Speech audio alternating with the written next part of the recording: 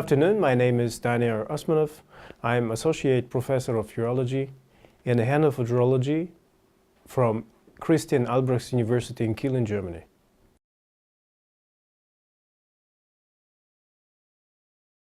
If I'm a patient, firstly, because I have a knowledge about what is important for the patient, or I think I have it, so I would like to look for the specialist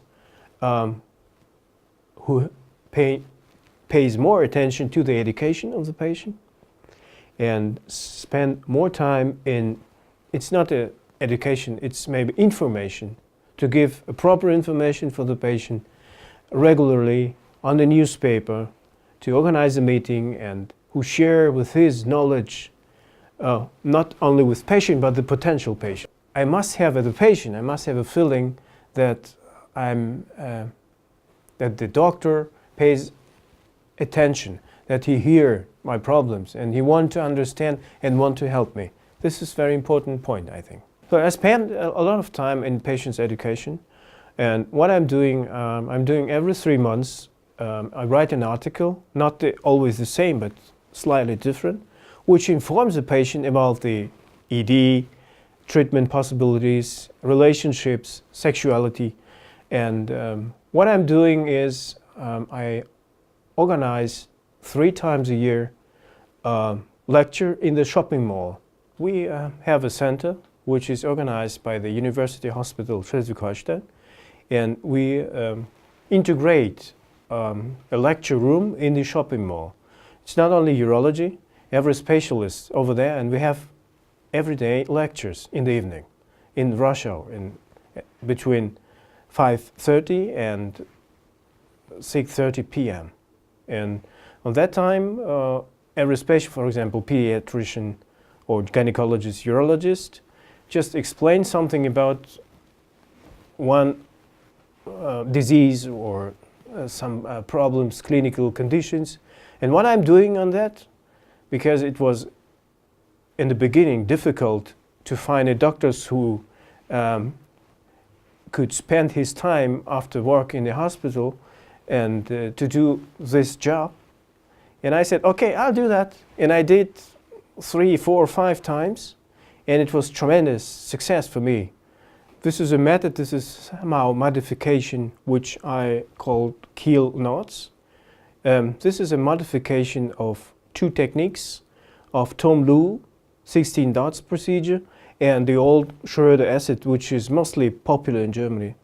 And I combined these both methods, and actually it's not a new one, but to my opinion it's the best working method.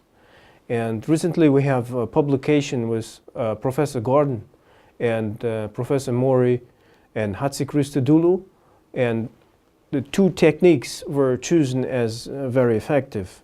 This is Dr. Mori's technique of plication and Kiel knots technique.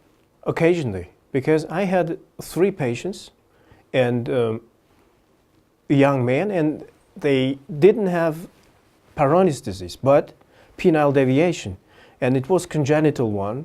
It means they were born with this problem. It's 25 years old male, and this man's never had a sex because the penis were completely deformed. And in this, they had erectile function, but in those patients it's very difficult to use old methods.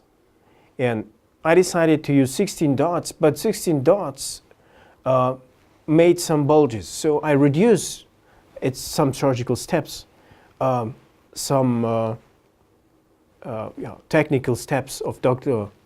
Lu, and just insert our modification and my opinion, and just develop this technique.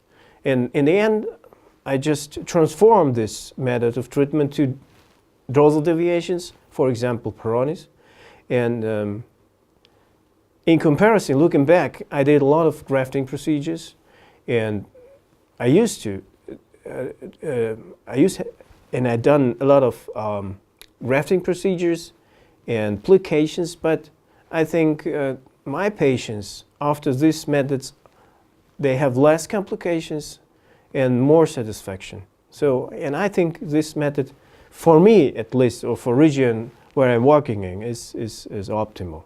I was on his wedding party as a honor guest. Really? Yes. That's incredible. And I have a picture of his children and his wife in my room. Wow. Thank you for that. You can visit me and I can show you.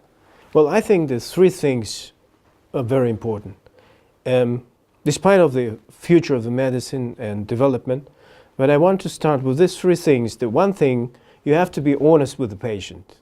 So you have to be realistic and never try to let the patient think that you explaining unrealistic things. It's very important. You have to be honest with yourself, yeah, and never try to do something which you cannot do or do not properly. It is wrong.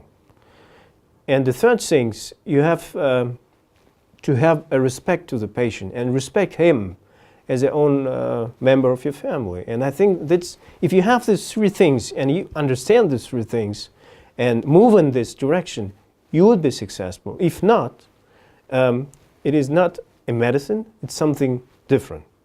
This is my personal opinion.